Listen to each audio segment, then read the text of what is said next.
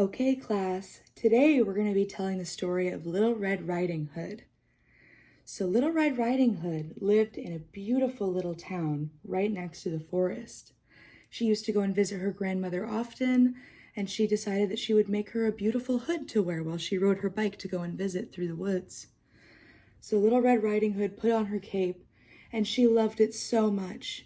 The hood went on and it never came off. She slept in the cape, she delivered things to her grandmother in the cape, and she would go on all of her adventures within the safety of her grandmother's handmade cape.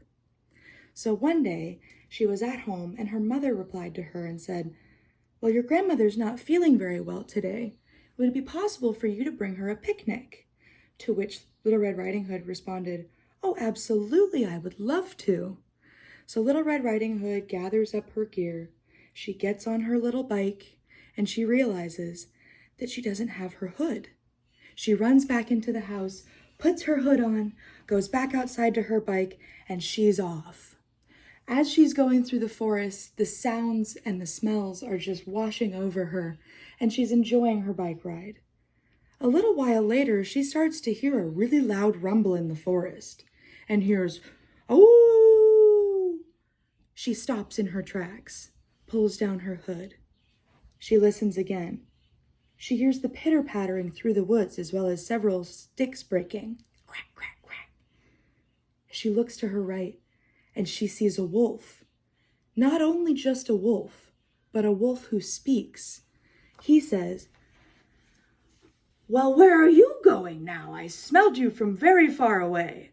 To which Little Red Riding Hood said, "I'm going to visit my grandmother down the lane. She isn't feeling too well, and I figured I would bring her some sweets." To which the wolf replied, "There's lots of scary things out here. You better be careful. You never know what could be lurking in these woods." Little Red Riding Hood felt a sense of nervousness as she continued down the path. She stopped, though, and took a deep breath, ate one of the muffins that her mother made in hopes that her grandmother wouldn't notice.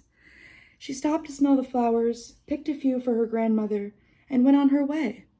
She opened the door, and she walked into her grandmother's room, apologizing that she didn't feel well, supporting her and asking if there was anything that she could do. The grandmother didn't reply. Little Red Riding Hood began getting a little bit uncomfortable, a little bit nervous. So she went over to the other side of the bed, delivered the sweets, and went down to give her a hug. To where she then saw that her grandmother didn't look well. She looked different. She asked her if she was okay, and she looked up. Little Red Riding Hood said, "My, what big eyes you have, Grandma. Are you feeling okay?" And Grandma said, "Better to see you with, my dear." Little Red Riding Hood then said, "Grandma, your nose is so big. Are you okay?" To which Grandma replied, "Better to smell your treats with, my dear." After that point, Little Red Riding Hood took a step back and said, I'll be right back. Let me get you some help." Little Red Riding Hood steps away. She notices that there's muddy tracked footprints through the house. She turns around, and the wolf is standing behind her, and it's about to devour her. And she screams, "Help!" Her grandma comes rushing out of the closet, covered in duct tape. She then bops the wolf on the back of the head with her cane. He goes down. Grandma and Little Red Riding Hood never saw the wolf again. They sat on their back porch while the handyman came and cleaned the floors and fixed the door. And they sat back there enjoying their picnic, recalling the crazy events that just occurred. And everything went back to normal. Thank you, class.